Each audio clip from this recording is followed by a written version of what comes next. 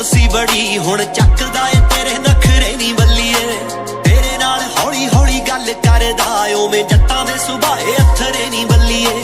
ਬਾਲਾ ਬਾਲਾ ਤੇਰੇ ਨਾਲ ਪਿਆਰ ਪਾ ਲਿਆ ਥੋੜਾ ਥੋੜਾ ਤੈਨੂੰ ਬਿੱਲੋ ਸ਼ੋ ਕਰਦਾ